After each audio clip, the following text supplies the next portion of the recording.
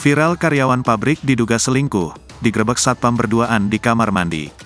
Beredar di media sosial dua orang karyawan pabrik digerebek oleh satpam lantaran berduaan di kamar mandi. Diduga dua karyawan tersebut melakukan hubungan tak wajar di dalam kamar mandi.